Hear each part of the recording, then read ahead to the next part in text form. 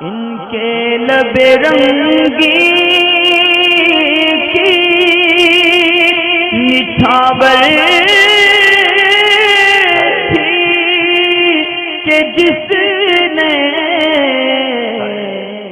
पूछना चाहती हैं कि औरत हैज़ के बाद 7वें दिन पाक होने के बाद क्या 8वें दिन ही नमाज़ पढ़ेगी या फिर 7वें दिन उसको गुस्ल करके नमाज़ पढ़नी।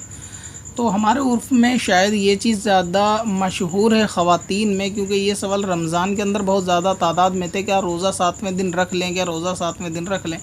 इससे मालूम ही चलता है शायद ख़वातीन के जहन में ये चीज़ रहती है कि पीरियड्स के दौरान औरत 7 दिन तक ही नापाक रहेगी और ये रोज़ा नमाज जो है 7 दिन के बाद करेगी। हालांकि ये बात बिल्कुल गलत मशहूर है। सारी औरतों ने अपने लिए ये 7 दिन जो अपनी अकल से मुकर्रर कर रखे हैं ये बिल्कुल गलत है।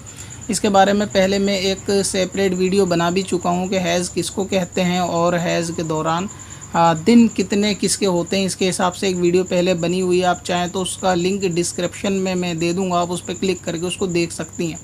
हैज़ के अंदर जो कम से कम मुद्दत होती है वो 3 दिन होती है, यानी 72 घंटे के, ना उससे 1 घंटा कम और ना ही उससे 2-3 घंटे या 4-5 घंटे कम, बल्कि उससे आधा घंटा कम भी अगर रहेगा तो वह हैज़ नहीं होगा। तो कम से कम 3 दिन की मुद्दत औरत के लिए नापाकी के दिन की रहती है और ज़्यादा से ज़्यादा मुद्दत 10 दिन होती है, यानी 10 मुकम्मल दिन होने तक औरत नापाक होगी और उससे ऊपर अगर होगा तो फिर वो बीमारी हो सकती है।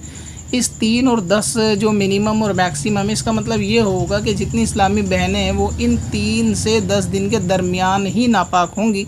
अब सब की सब 7 दिन के लिए नापाक हों ऐसा नहीं हो सकता। किसी की आदत 3 दिन हो सकती है, किसी की 5 दिन, किसी की 7 दिन, किसी की 9 दिन, किसी की 8 दिन, किसी की 4 दिन। ये अपनी अपनी तबीयत कैफियत के हिसाब से होता है। लिहाजा ये ना समझा जाए कि हैज़ के बाद 7वें दिन ही नापाक होंगे। मिसाल के तौर पे आप ख़ुद अपनी आदत को देखें कि आखिरी वक्त आपका जो हैज़ था वो कितने दिन का था। अगर आप 4 दिन में हैज़ से फ़ारिग हो गई थी तो आपको 5वें दिन की नमाज रोज़ा करना होगा। आप ये 2 दिन ताख़ीर करने के चक्कर में कि हम 7वें दिन ही नापाक होते हैं, ये इस सूरत में औरत गुनाहगार होती है और 2 दिन की नमाज उसके सर पे ये क़ज़ा मानी जाती है और इस क़ज़ा का गुनाह भी माना जाता है और साथ में इल्म ना सीखने का गुनाह भी माना जाता है।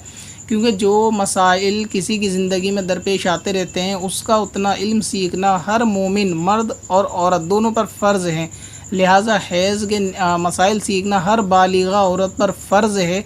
अगर वो ये फ़र्ज़ तर्क करती है तो सबसे पहला गुनाह उसको अपनी जहालत का मिलेगा कि उसने ये मसाइल सीखे क्यों नहीं और ये 2 दिन की नमाज़ अपनी जहालत में क़ज़ा करी, तो इस क़ज़ा का गुनाह अलग मिलेगा और अपने इल्म ना सीखने का गुनाह अलग मिलेगा। लिहाजा ये तसव्वुर रखना कि औरत हैज़ में 7वें दिन ही पाक होती है बिल्कुल गलत, बातिल है। बल्कि सही ये है कि औरत की आदत हर औरत की अलग अलग मुख्तलिफ होती हैं। कोई अपनी नापाकी के दिन में 3 दिन में पाक हो जाती है, कोई 4 दिन में, तो कोई 9 दिन में, कोई 8 दिन में।